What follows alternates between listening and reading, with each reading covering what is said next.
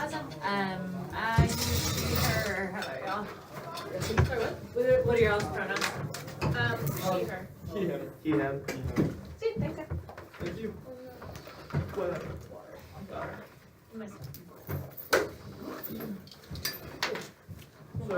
Oh, we've heard this school's pretty good. They literally just did that joke. I think I got the resolution, but check my wording. Pakistan should unilaterally, is it dismantle? End its nuclear weapons program? Yeah, okay.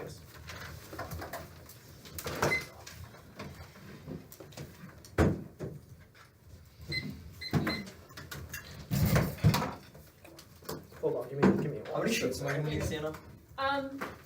One for framework, 2 for case. Okay.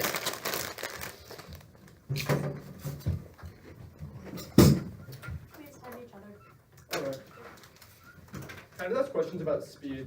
Sure. What are your preferences on that? You probably cannot go too fast for me. So just like, can you like slightly above conversational and then you get fast? Or just like, you can do whatever you want. I'm used to judging policy and like an LP. You can't go too fast for me. Oh, shoot. Okay. Yeah, feel free to yell clear at us. Like, Also, Yeah, please you do not have to go fast for me. As long as I can understand you. Sounds good. All right, everyone ready? yeah. Jackson and I proudly affirm the resolution that Pakistan should unilaterally end its nuclear weapons program. First, we'll get into some framework defining the round, and then move into 2 unique advantages as to why you judges should be voting with the affirmation today. On framework, we define this as a policy round because we see that word should, we see an action, which is Pakistan unilaterally ending its nuclear weapons program. With that, we need a weighing mechanism. We're going to do net benefits, pretty standard here. On definitions, we believe everything's contextual. Any questions on definitions, or can we agree they're contextual? When you say nuclear weapons program, are you going to define that in the plan text, or? No, it's just like the contextual, like their nuclear weapons program, like them building up and like their nuclear weapons program. Alright, so what, how? And stockpiling all of that, just ending that. So, so do they keep their nuclear weapons, or like where do they send them? Or do you not take a stance? I mean, they're just ending Ending the production Ending of the new production nuclear weapons? and like ending the stockpiling, all that. Alright, that's cool. Alright, so the plan is standard, it's just doing the res, nothing extra specific about it.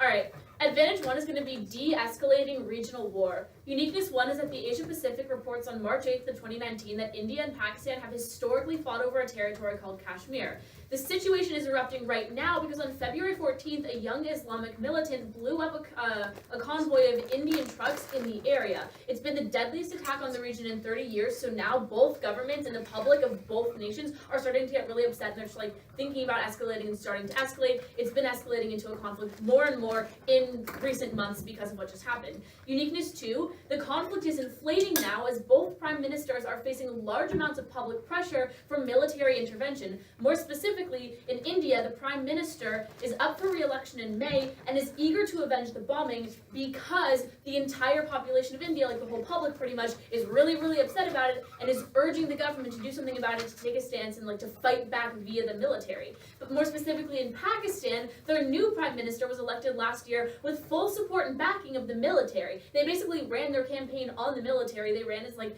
we're going to have a really, really strong military. So what they want to do is show that Pakistan can stand up to India, show the people in the military that supported him, as well as like the general public, that when they say that they're for the military and pro-military, that's exactly what they mean. So what we see here is right now in both countries, the prime ministers have unique like reasons why they want to escalate right now, and they're basically on the brink of a major, major conflict. So the link here, having a nuclear arsenal like the one that Pakistan has emboldens them and leads to more fighting. This is because it gives them the confidence that even though they have a weaker conventional military than India does, they know that they can always rely on their great amounts of nuclear stockpiles. Yeah. It's the nuclear weapons themselves that are emboldening this like aggression between Pakistan and India, right? It's like the nuclear weapons, as well as how much they're able to build up their stockpiles, how fast they're like able to grow their program. Their entire nuclear program is like growing at a pretty fast rate. So what we do here is by like shutting this down, you're getting rid of that confidence that emboldens them, because even though they know that they might be weaker conventionally, they know they always have those, nuclear weapons to fall back on, which actually leads directly into the internal link, which is that the Atlantic Council reports that because India's military is stronger than Pakistan, stands conventionally, Pakistani leaders have stated multiple times that they would use nuclear weapons first in order to defend against a conventional attack from India. So because they are on such like this great brink of going into a major conflict, even if India just went in with a conventional attack, not even like a nuclear one, we know because Pakistani leaders have stated multiple times, like time after time, that they're going to go in with nukes, that it would escalate to a nuclear war. So we have two impacts here. The first impact is going to be death. India, like, if India and Pakistan were to fight a war and they only detonated like 1/2 of their nuclear arsenal, more than 21 million people would be killed instantly. That's not just from like radiation poisoning, but that's just like instant, like they would instantly be killed. So you can like exponentially like multiply these impacts. But the second impact is going to be the environment, right? So assuming the same amount of detonation, only 1/2 of their nuclear arsenals, like a full half of the world's protective ozone layer would be completely destroyed, and a nuclear winter would basically cripple monsoons and agriculture worldwide, which would lead to starvation and more death. So what we see is that because India and Pakistan are on the brink of a war, which is likely going to turn into a nuclear war, we must stop this to make sure that we don't destroy our entire world. Advantage number 2 is going to be allowing India a seat at the table. Uniqueness 1, India has been pushing for a seat on the UN Security Council for years. The UN, however, won't let them in for fear of an Indo-Pak war. The little a on this is going to be that the Pakistani defense minister has said that if Pakistan feels threatened by Indian Security Council membership, they'll use nukes. Basically, if they believe that India is like about to get a seat at the table, they're going to use nuclear weapons. The little b here is that Pakistan relies on its nukes to subdue Indian aggression and prevent them from achieving membership, and the UN is afraid of conflict. Right now, we want India to have a seat at the table. India wants to have a seat at the table, but the reason why they're not getting that seat is because of Indo-Pak relations being in the really bad place that they are in right now, and because Pakistani leaders have time after time claimed that if India even gets close to a seat, they're going to start using nuclear weapons. Yeah. So just really quick, are the nuclear weapons by Pakistan emboldening the military in India, like causing them to aggress, or is it subduing Indian aggression? So basically what's happening right now is it's emboldening Pakistan. Because there already is this conflict between India and Pakistan, it escalates even more because Pakistan has this confidence that they have the ability to attack India at equal the amount, even though their conventional military is less strong because their nuclear arsenal is so strong. By decreasing your nuclear arsenal, you're decreasing the total conflict between India and Pakistan and preventing it from escalating to a nuclear war, which it likely will because Pakistani leaders are basically promising everyone that that's exactly what's going to happen. So moving back to this advantage, the link here is that disarming the nuclear program prevents Pakistani aggression in a few ways. Let's look at those main 2 ways. 1, they can no longer use their main threatening gesture, which is nuclear weapons. And number 2, they can't turn to ballistic war because India significantly overpowers them when it comes to that kind of ballistic conventional war, and they're emboldened by nukes. Therefore, we're not going to see this large amount of ballistic war because, once again, nuclear weapons are what fuels Pakistan when it comes to these kind of conflicts. On the internal link level, we see that India finally gets a seat at the UN Security Council. Let's see exactly why this is good. The little a under this is that they no longer have to appease China by making political and economic concessions to them. See, Security Council membership means that they can veto Chinese expansion, so therefore they no longer have to appease them. The little b here is that Cambridge University finds that the Security Council membership would allow India to help developed countries as it's India's prerogative, but no one on the UN Security Council right now is really focusing on that. However, giving India a seat at the table is going to make the UN focus more on like developing countries. The impact here is there are 2 impacts. First, it's less Chinese aggression, which is always a good thing and an important thing because India, once again, like no longer has to appease them. But second, it's improved resources for developing nations. They're currently in a resource crisis. They have to turn to fossil fuels a lot because they're really cheap and they don't really have anyone to help them implement better systems that are better for the environment. For all of these reasons, to avoid nuclear war, I urge an affirmative ballot. 3 off case. Cool. If it's just gonna be top down, I'm not gonna spend too much time on it. Are you touching framework? No, I'm not gonna use the framework. Okay. 1 second. 2. Trying to find it. Alright. Whenever you're ready. Alright. One second.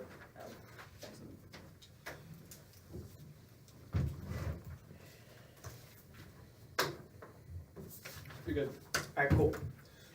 Drew and I stand on the firmest negation of the topic given today. Pakistan should unilaterally end its nuclear weapons program. We agree with all framing and definitions, so let's move on to the thesis of the negative case. Disadvantage 1 is nuclear meltdown. Subpoint A is uniqueness. We have a few arguments in here. Our first argument under here is that right now, Pakistan's nuclear coolant and waste systems are woefully unprepared. Out of all the 8 countries that have nuclear weapons in the world and that are not part of the Non-Proliferation Treaty, Pakistan has the worst water coolant systems for its nuclear reactors. But our second argument here is that this is supercharged by the fact that Pakistan has some of the most weapon-grade plutonium in the world, meaning their nuclear reactors are super duper active. So we have really active nuclear reactors, but not sufficient enough water reactors to solve. But our third argument under here is that going to be, according to an article from the Nuclear Threat Institute, part of Pakistan's nuclear weapons program is a plan to purchase CHAS-NUPP-1 and CHAS-NUPP-2 water coolant systems from China. So in other words, part of Pakistan's nuclear weapons program is to purchase these water coolant systems from China. Our fourth argument under here is that in April of 2011,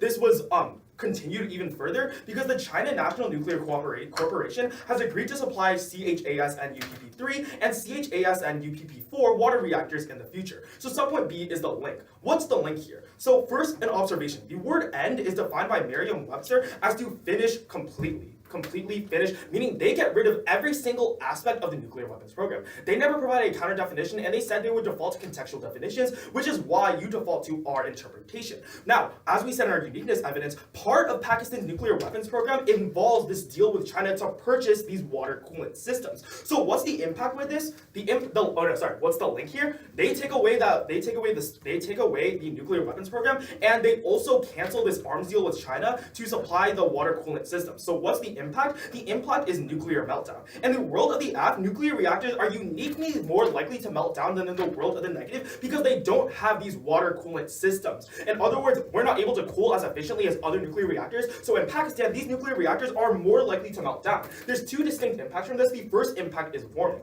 Obviously, a nuclear meltdown would deck biodiversity. Take for example Fukushima. When Fukushima happened, when there's not a nuclear meltdown, but when a nuclear reactor got hit by the tsunami, the nuclear waste killed phytoplankton in the ocean, which accelerated warming to an increased pace. It's like the butterfly effect. If nuclear reactors are more likely to melt down, more likely to kill biodiversity, which increases warming, which is an existential threat. But the second impact of this is structural violence. Obviously, if there's a nuclear meltdown, now there's nuclear waste everywhere and it's uninhabitable, yes? So nuclear reactors are used to build nuclear weapons, right? Yeah, nuclear reactors are used to build nuclear weapons. Alright, cool.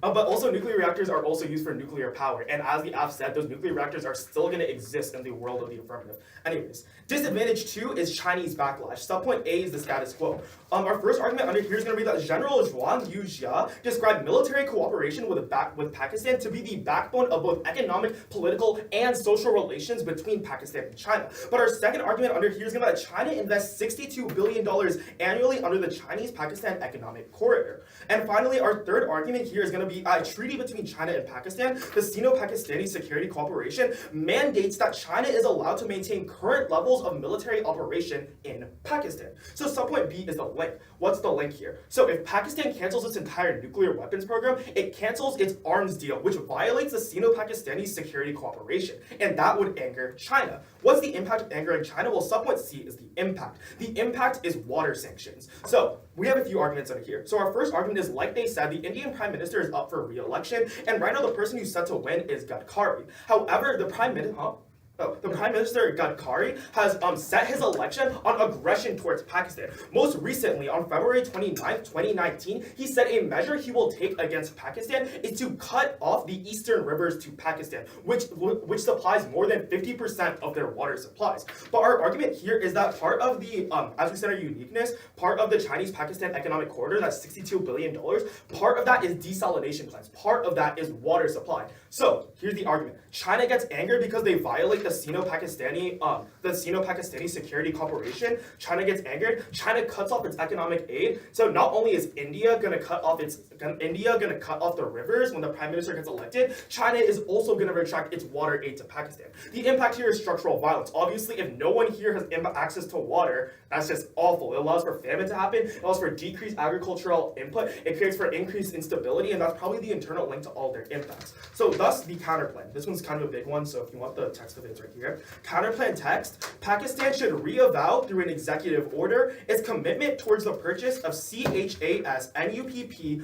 water coolant systems as outlined in its nuclear weapons program. Pakistan should end all other parts of its nuclear weapons program. Do you want me to repeat that? Yeah. All right. You can get the text after. Yeah, Pakistan should reavow through an executive order its commitment towards the purchase of CHAS-NUPP water coolant systems as outlined in its nuclear weapons program. Pakistan should end all other parts of its nuclear weapons program. So the net benefits here are pretty obvious. We say the link to our disadvantages, the link to trigger our disadvantages, is Pakistan canceling its arms deal outlined in its nuclear weapons program to purchase water coolant systems. We say if they cancel those purchasing of water coolant systems, that's going to lead to an increased proclivity towards nuclear meltdown, and it's also going to lead to bad relations with China, which could lead China to take away its desalination and water aid. We say the argument is in the world of the affirmative, since they end all forms of nuclear weapons programs and they don't specify, that means they also end the purchasing of the CHAS and UPP water coolant systems. In the world of the negative, we solve 100% of the app because over and over they say the key internal link to accessing solvency is the symbolic figure of nuclear weapons themselves. We cancel the production of nuclear weapons. We cancel all of that. All we do is we keep the part of the nuclear weapons program that is buying these water coolant systems. So let's look on the world of the F. An overview on case. The counterplan solves the entirety of the F. Yeah? So how is this CP not a pick, or is it a pick? What's a pick? Okay, thanks. Alright, so, where was I? Overview on the app, we solve 100% of the advantage. Like, as we tell you, like, we give you 100, we are able to stop the production of nuclear weapons. All we do is keep the purchasing of water coolant systems. So when we look under advantage one, de-escalating regional war, they give you the link, the impact. Yes, we agree that's all bad, but the counterplan is able to solve better. The counterplan stops the production of nuclear weapons, but we keep the part of the nuclear weapons program that keeps these water coolant systems intact. When we look over the second advantage, allowing India a section on the table, again, the link here is that disarming nuclear weapons prevents Pakistan from uprising, prevents Pakistani aggression. Make the analysis that India is not threatened by nuclear plants that power yeah, energy. exactly. India is not threatened by nuclear plants that are just making energy. Those nuclear plants that would be using the water coolant systems as per the Chinese arms deal. So yeah. Vote negative because we solved 100% of the AF case. We're able to keep a part of the Pakistani nuclear weapons program that has the purchasing of these water coolant systems, and we're able to avoid one, an increased proclivity towards nuclear meltdown, and two, an increased risk of. Oh, I have time now. Go ahead. Wait, how does the pick solve for the second advantage? Huh? So you said the link there was that India is not being allowed a section on the table because the UN is afraid that Pakistan will nuclearly backlash against India. In the world of the negative, Pakistan doesn't have the capability to nuclearly backlash, but also in the world of the negative, Pakistan. So that solves that grants a solvency to your second advantage. But also in the world of the negative, we still have the water coolant systems. Can I have the counterplan text back? Cool.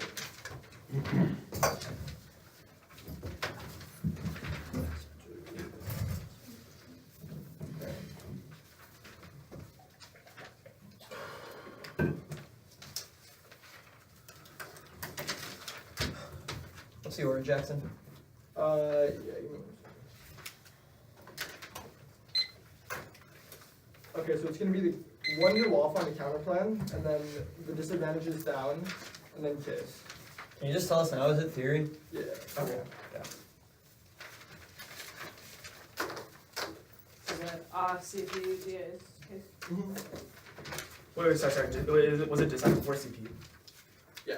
Alright, okay. No, my bad. Well, Yeah, it was a put theory. the CP and the theory together, and Got then it. just that's Cool.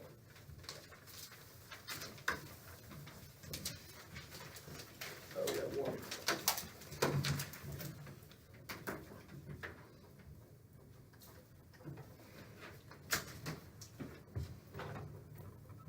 Okay. Time starts now. A is the interpretation. The negation should not be allowed to run a pick like a plan inclusive counterplan because it completely skews all ground away from the app in the debate. We literally have to debate against a mirror because it can pick out infinite little things in our case and just take them out, but then also advocate for the exact same impacts as us. So the violations that obviously they run a pick, they literally can see they run a pick and they should absolutely not be allowed to do it in the debate. The first ended is predictability. We are unable to predict every little nitpicky argument they're gonna have against our counterplan or against the plan. So any counterplan could theoretically justify anything because you could literally make a pick Like, there's no bright line on the mandate of the pick. Like, they could literally make a pick that said, do our exact plan, except do it, like, 1 day later or 1 day earlier. These are extremely abusive for debate. They completely, like, reduce all clash. So the little, like, the under-predictability is an internal link to education. If it's not predictable, we can't have any clash and there's no real education in the round. The second standard is on ground. We completely lose all our ground because they use the pick to justify completely tearing down our case. Like, we do not have a case on the point which they're running an extremely abusive counterplan, which literally does our exact plan but changes one little thing. This is really bad because it forces us to debate against a VR, which takes away all ground. We can't debate against ourselves. Then the third standard is on inclusivity. Like, running picks is generally setting bad precedent for debate, especially a tournament like TOC, where a lot of people, especially when it's trying to be a more lay tournament, and we shouldn't have to do things like run theory, but this is not frivolous theory. This is absolutely important because, like, people who don't understand picks will be extremely excluded from conversations on pick rounds, which means you're ruining inclusivity for debate when you set a precedent that picks can win rounds like this and completely destroy, like, debate on a whole as a result. So D is the voters, right? The first voter is fairness. Rule of here is rules of the game. You have to set up the rules of the game before you play the game. Don't set an unfair precedent. They can come into future rounds with picks and completely violate fairness. It's completely unfair to a team. Like, we do not have a lot of experience, like, with picks or dealing with them. So it's hard for us to interact with an argument like this, which is extremely abusive for the round. The second voter is obviously on education. Like, we completely lose education in the round on the point at which they don't even respond to any of the facts in our case. We can't create substantive clash. I really wanted to read a turn on uranium mining, but now I'm not allowed to because they literally take away all the ground from this on this. So the underview is that A, drop the debate into this operator for two reasons. One, the rules of the game, you have to set the rules of the game before you play the game. B is time waste. I have to waste time reading T, which is the reason they deserve to be dropped, because we have to use 2 minutes reading T instead of actually debating on substance. And then second, no RVIs because they create a chilling effect against checking back for abuse in the future. Don't let them win on an RVI here. And then third, default to competing interps because it's the least interventionist way to way around. Don't default on reasonability. First of all, this is a reasonable T, so it could win under that. But second of all, competing interps should be the way you win the round. Like, do not buy the CP, do not buy this extremely abusive advantage that comes off a counterplan that is literally predicated on abuse and making us, like, forcing us to debate against a better version of ourselves, which is not the way we should do debate. A counterplan should be mutually exclusive to the AF in every single way and not just be a pick. Okay, let's just go to the DAs now. First, to talk about nuclear meltdown, the first deal link is that they don't need coolants if the reactors aren't as active because reactors do build weapons primarily. And then, second, Pakistan is not largely on a nuclear reactor system. So on the point at which you pass the F plan and, like, get rid of this nuclear program, the nuclear reactors will still be running to some very small degree, but since Pakistan doesn't even really rely on its nuclear power, the AF basically solves the entirety of nuclear meltdown, because in our world, you do not need these reactors, you do not need the coolants for the reactors if the reactors are significantly less active. That means they never give you a bright line on, like, how active these reactors need to be in order to prevent nuclear meltdown. We argue in the SQO there's obviously not a nuclear meltdown. They never tell you why a nuclear meltdown is pending if this deal doesn't pass, and obviously there's not a lot of urgency here, so you shouldn't buy any of the impacts here. Then on China backlash, the main thing to consider is that though nukes in the background, they're using the pick to solve the majority of this disadvantage, which is not only extremely abusive, but then they talk about how, like, China will cancel this arms deal, but never say why this is bad, except they talk about India's election, they talk about the pending candidate. But first of all, even if this candidate goes away and none of these things happen, I make the argument that Narendra Modi, the current prime minister, and the most likely to win secondarily, who would actually step in, would do all these exact same things because he also runs on a campaign of, like, Pakistani aggression, and he also does a lot of the same things, like most of the exact same policies as their pending prime minister. So, not only do they not have solvency, but the only solvency they try to glean on this is from an extremely abusive pick case, which should not be considered whatsoever. Like, the big deal link is that the prime minister who's going to replace this guy is just going to be doing the exact same things. Bless you. It's completely non-unique. Let's go to de-escalating regional war. Yeah, so the AF case now. Okay. Overview on the case. You should be giving us these impacts because we're the only ones who have the right to run a case about, like, completely getting rid of the nuclear arms program. Second of all, like, offense on their case, I'd argue that it's really hard to do this pick in general because, like, you can't, like, completely get rid of Pakistan's nuclear deal and then keep one small tenant because it's in, like, it's in the legislation there. So I'd argue that the pick wouldn't actually solve for any of this because we're not sure if the pick can exist, but it's abusive that they try to solve it with a pick in general, which is the reason they should definitely be dropped in the round. Do not let them win on an extremely abusive counterplan. So you should be extending the majority of the impacts on de-escalating regional war. You should extend the fact that right now the nuclear arsenal is what leads to involvement, and they would use their nukes first, regardless of whether or not they have coolants. They never tell you why their coolants argument would ever solve, considering the status quo doesn't currently feature nuclear meltdown scenarios. And second of all, like, you should be extending the impact of 21 million dead due to nuclear war. Do all of them just absorb all of our impact with a really abusive pick here? Like, the reason I still have 3 minutes in the speech is because they're giving me so little to actually debate on. They're forcing us to debate against America, which is really, really bad for debate because I literally can't say anything on my own case anymore due to an extremely abusive pick argument they chose to run. Again. And then on allowing India a seat at the table, they say that, like, Pakistan won't, like, They said that they solve for this because on the link level, Pakistan can't do a nuke backlash if they don't have the nukes, right, because of the pick. But we argue that you should just give us these impacts, because if the impacts exist on both sides, and then you non-unique all the parts about like what the coolants solve, at that point we're running the exact same case here, and then you should just be voting for the AF for being the only side who rightfully gets to run that case. That's like basically the whole theory of the AF here. So like, you should be extending the India seat of the council impacts on our side. They're going to try to do the exact same thing, of course, but you really want to see that now they can no longer appease China, because like they're usually making a lot of political and economic concessions to China because they don't have a seat on the Security Council. So on the point at which they do, they don't have to do things like allow China to completely run through their country for things like the Belt and Road Initiative. They now get to leverage their plot against China because they have Security Council veto powers, which can veto things like China's expansion. And then on the B point, on the internal links, you should be extending that too about developing countries. India is the only one who uniquely wants to get the developing countries actually like more structural resources. So they tell you that like structural resources are the root cause of the entire app. That's not exactly true, but here we can see that structural resources are often a problem, just on the second internal link of the second advantage. So like, I have a minute and a half, but I really don't have stuff to say because of the fact that this pick is just so abusive. It is completely taken away from us. Let's just go back to the theory sheet and show you why this should really be dropping them on the round. They're completely ruining fairness in the round. I don't have anything to say. They're completely ruining education. They're forcing us to bid against a mirror, so I can't clash. I'm just forced to tirelessly extend my own impacts and then try to non-unique their very niche marginal offense that they can gain for like they literally outlined 2 water coolant systems. So it's pretty non-unique. They never outlined a Bartlett scenario as to why the pick would actually solve for any of this. The case is, like the net case is generally a bad idea. They gave us the CP text and then took it back. Like, remember on the underview, no RVIs, they just create a chilling effect where we can't check abuse in the future because they're going to de-incentivize teams from running theory if they say, oh, this RVI will just make me lose on the theory. Then default to competing interps, like it's the least interventionist way to judge. And seriously, they really should be dropped for this. Please set up the rules of the game fairly before you play the game. Don't let them violate the rules of the game this hard. I have to do 3 minutes of theory rhetoric because, you know, they took away our case. And then, like, on the time speed here, they're not only skewing me out of time because I have to waste time running T, but they're also skewing me out of time because I can't use as much time refuting my own case because I don't have as much to say. Like, on theory, they should seriously lose the round. Please vote F because we run the exact same case. Awesome. Okay. So, where's The counter interp. yeah, it's gonna be a counter interp on the whole we're not allowed to run picks argument. Then it's gonna be oh, there's no interp. No, because you have to remember their standards. Oh yeah, I have to go. All right, so it's gonna be like the counter interp, like we meet, and then it's gonna be the new interp that they have to let us run a pick, and then DA's top down. Okay, so it's gonna be DA's top down, and then affirmations case. Okay. Go ahead. Nothing on the CP. Yeah. Well, wait. Okay. So wait, just really fast. Should I read counter like? Okay, just do all the theory stuff, then decides then the CP then. Okay, alright, cool.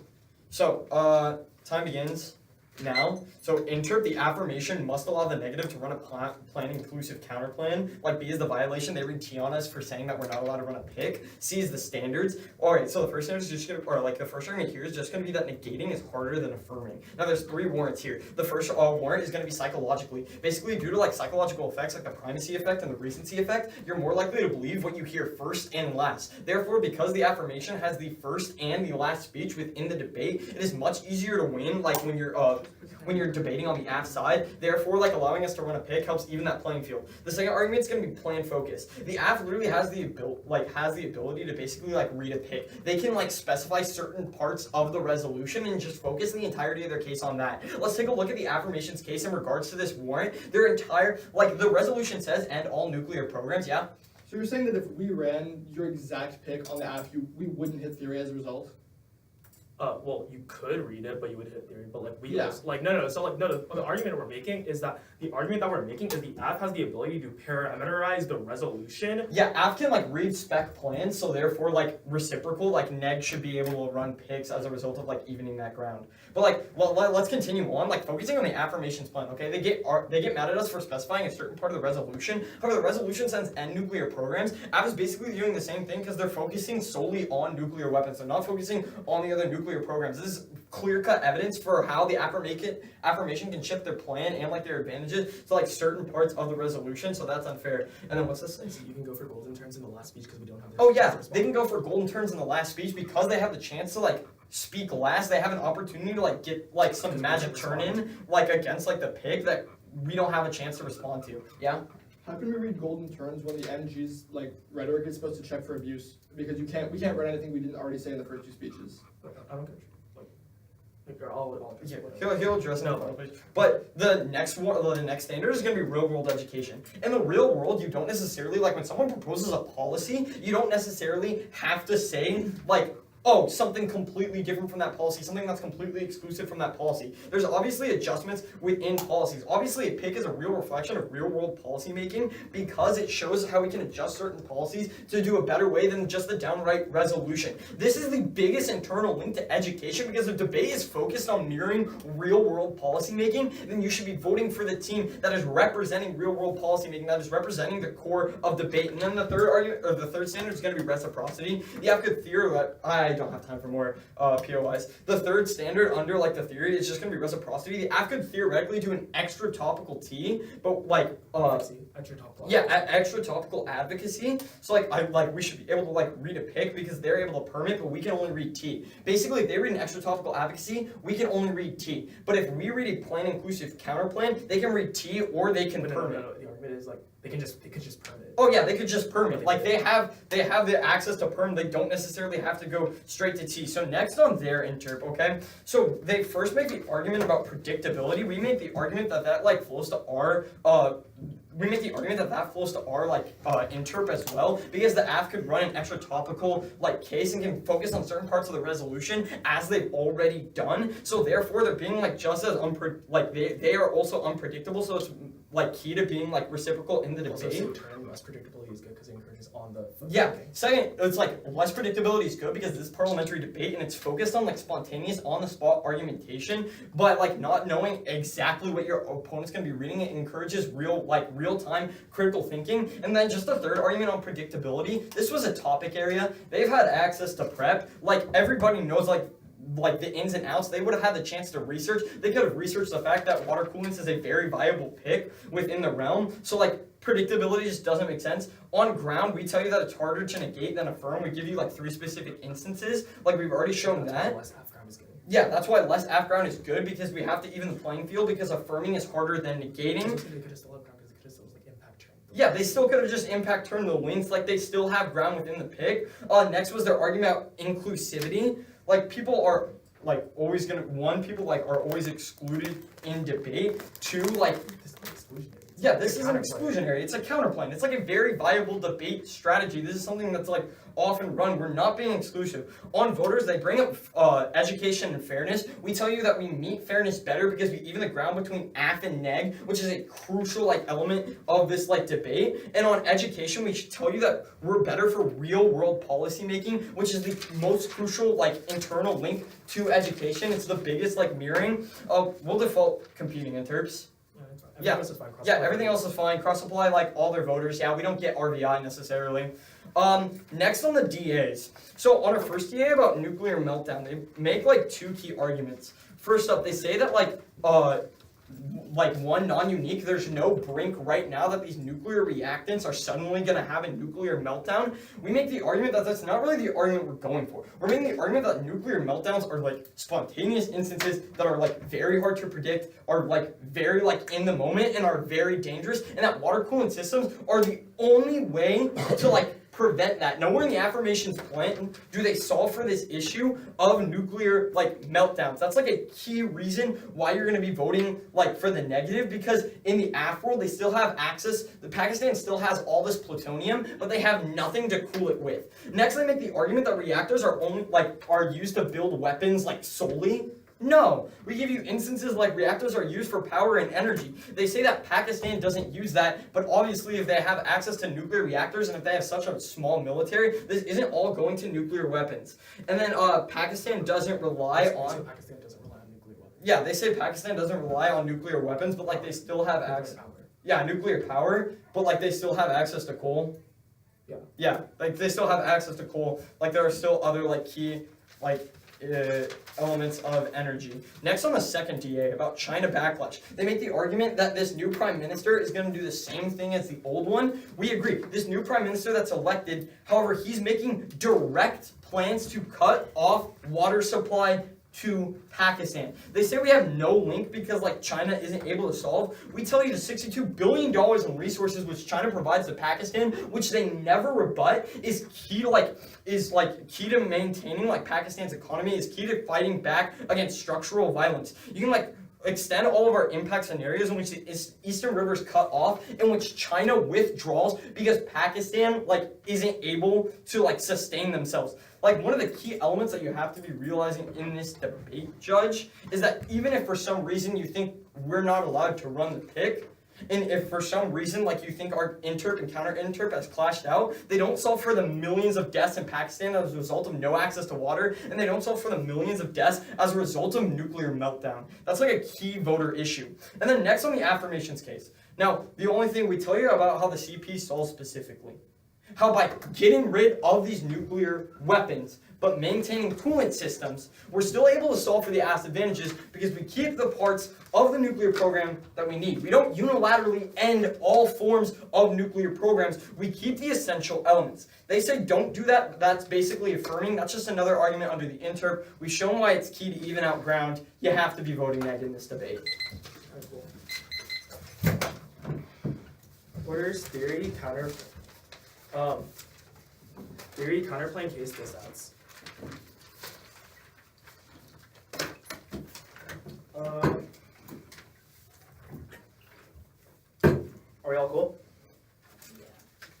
I'll start now. Overview on the theory debate. They justified why we don't get an RVI, but too bad because we had an offensively worded counter-interpretation. In other words, our interpretation is the affirmative must allow a negative to run a plan-inclusive counterplane, which is offensively worded. Meaning if we're winning on the theory debate, you can vote right there and then. It's not like defense, it's not a counter-interpret, because it's an offensively worded counter-interpretation. So let's go over our standard. The most important standard to be voting on today is that negating is harder than affirming. We give you 3 distinct warrants. That 1, psychologically it's harder because the app speaks first and last. 2, the app has the ability for plan focus. And 3, the app can go for golden turns in the last speech because we don't have the response, we don't have the chance to respond to those turns. So as long as we're winning that negating is harder than affirming, that justifies all forms of supposed abuse because negating is harder than affirming. We say picks are key to check back to the fact that affirming is easier than negating. That's why we need picks. Even if you don't buy that though, our second argument is going to be the biggest internal link to education because it's going to be real world education. Nowhere in their interpretation do they ever justify what the negative has to defend. Their interpretation doesn't say anything about whether the negative is allowed to run counterplans or allowed to run the status quo, meaning in the world of their interpretation, we have no stasis point for what the negative is supposed to do, which is obviously not similar to real. For point of order,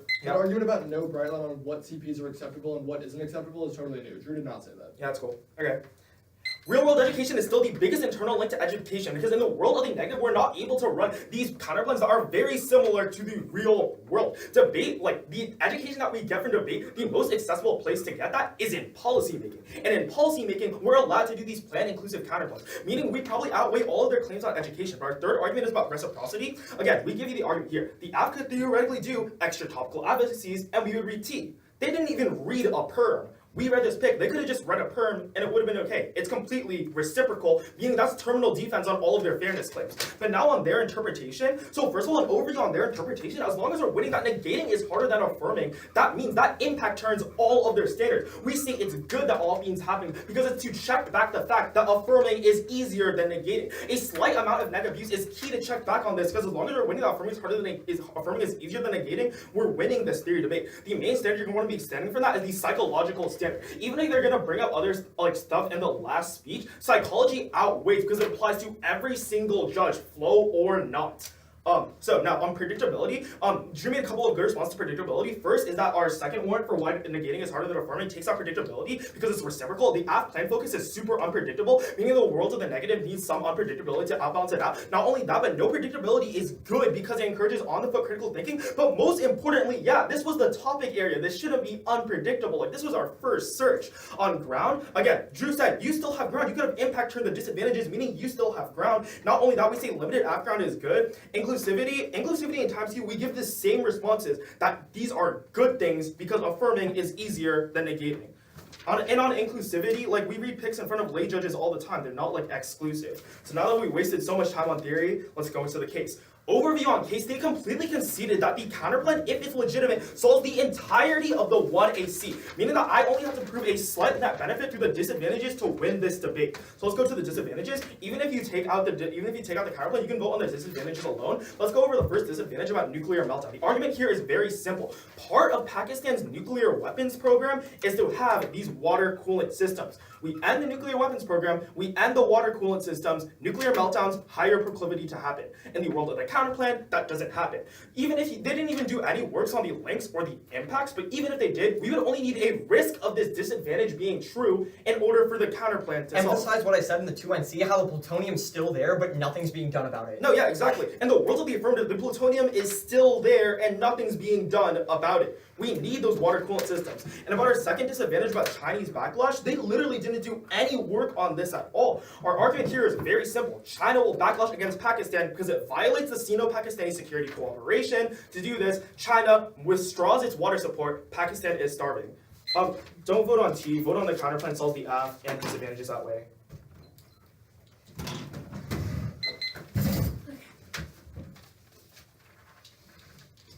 Where's the toe, Jackson?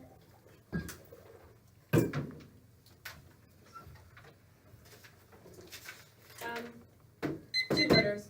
Just doing T and then the nuclear meltdown. Just and then yeah. I think that should be good. What is this on? Just this argument. Alright. Everyone ready? Jackson and I affirm on the first voter of the T, right? They say that the entire T basically rests on the concept that like negating is harder than affirming. So let's really talk about this and give you 3 reasons why that's just not true. 1, it's not like negation teams win all the time. Like if they could actually prove like some sort of skew where affirmation teams win like a majority of the time, then like maybe we could buy this argument. But at the point at which they're kind of shouting into the void and just saying something, it doesn't make sense. Yeah. I researched like the majority of judge records here, and a lot of them just have a really big neg preference. Yeah, I think like a lot of the like judge records here have a major like neg preference. It happens a lot. Okay. Second, we couldn't perm because you can't do the same plan twice. That's not realistic, right? So they try and tell you that like we could have permed, so we have a lot more ground there. Like that's just not how it works. We can't perm and do the same thing twice. Also, they would have run theory on us if we were to perm because it would be extra T. They literally tell you themselves that they would probably run extra T theory on us at the point at which they're telling you that if they do what they're saying, our only way out of this would have been they would run theory on us. We probably have no way out of this. Third, turn this because he says there's an unfair AF bias, but by reading this argument, he's creating way more unfair biases for the negation. Therefore, there really is no unfair AF bias. But finally on this is that the negation actually has like a lot more ground than the affirmation just in general because there's a lot more room for them to write different cases and better cases instead of just kind of taking all of our case and changing one little niche thing that we really couldn't have predicted. They said that we had like access to the internet. Like I really bet that they already had this case written. Like we were Googling a lot of stuff and like I didn't find anything on this. Like this is totally like, I don't know. Yeah, okay. Then, for the rest of the T, basically, like, yeah, same thing I recovered. Oh, real world education, they talk about a lot. In the real world, you don't just, like, get rid of, like, an entire bill except for one tiny part of it. Like, that's not really how it works. Like, you pass a bill in, like, a comprehensive plan without just, like, excluding minor parts of it, which is exactly what they're trying to do. So if you really want to go for real world education, you should probably be affirming today.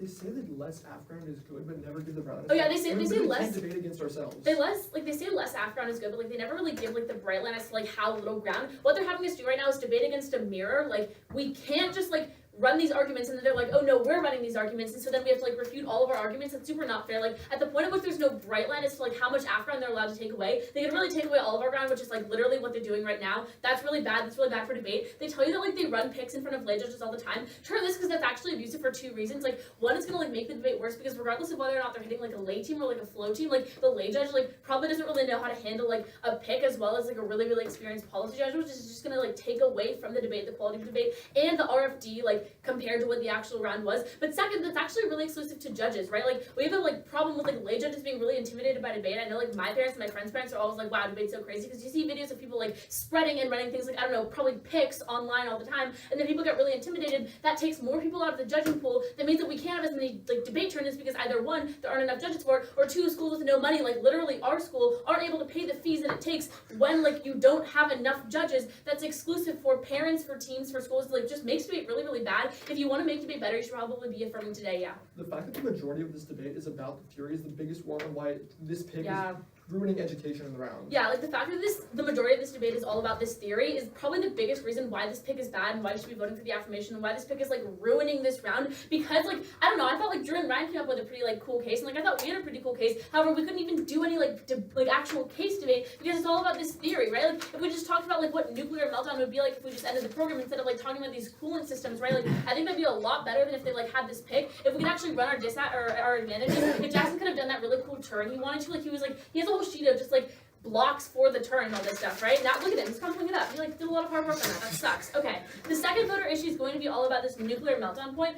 Let's really like break this down here. They say that like we have these reactors, or Pakistan has these reactors because they need it, but like they agree that Pakistan doesn't really rely on nuclear power for like power and energy. There is no reason for them to have these reactors. If two 16-year-old, or I guess you're 17, I don't know, you guys are going to college, right? Yeah. If two like 16 or 17-year-old kids can probably figure out that them keeping these reactors going without using them and having these coolant systems is, you know, bad for the environment, maybe a bunch of adults in government could, I don't know, do the same exact thing, right? They figured this out in 20 minutes, yeah.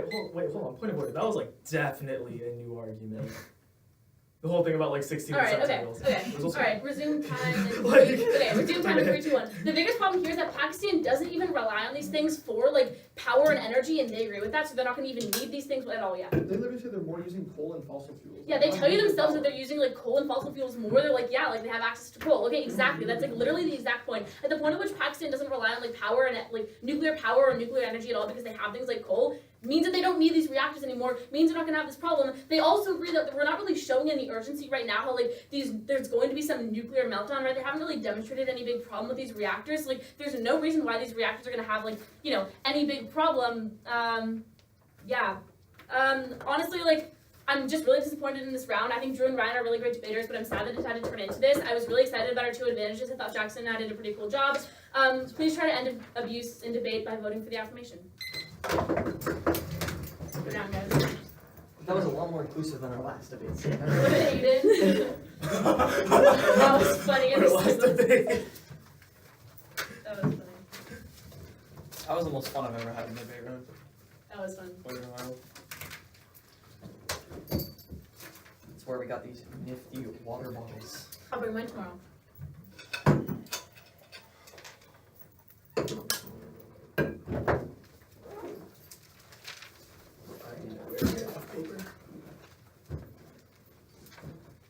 We have 4 more rounds. I know. I have no idea. Oh, let's see what we're hitting. Oh, it's probably out here. I'm so scared.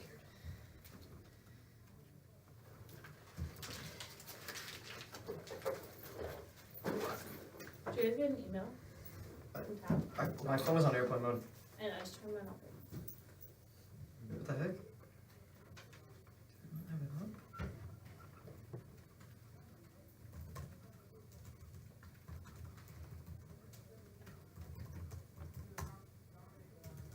Yeah, they don't have round 3 though. They might have pushed the schedule because round over, right? Oh yeah, they might be doing lunch right now. Oh, yeah, they I, are. know, I thought it is lunch right now. Yeah, that's definitely what's going on.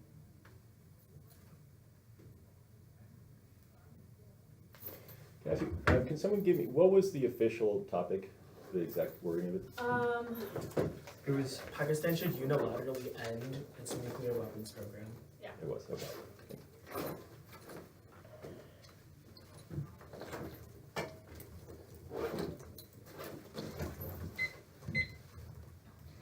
I'm sorry, Meg, what were each of your names again? Drew, Ryan.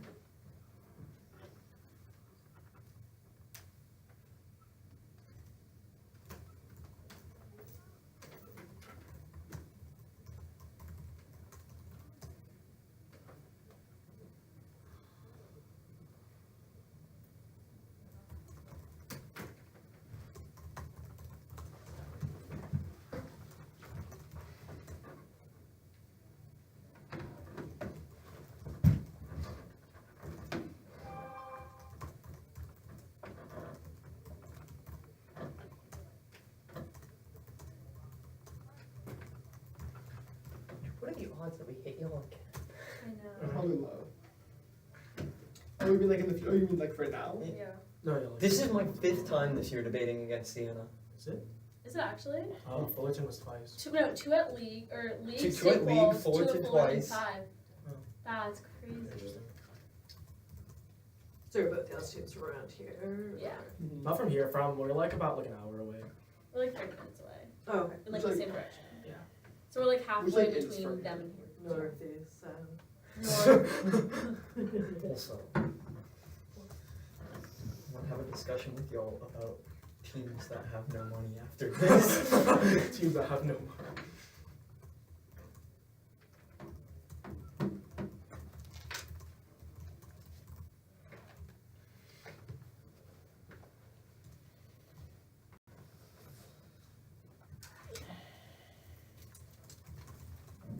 Is this still recording? Yeah, I can stop it.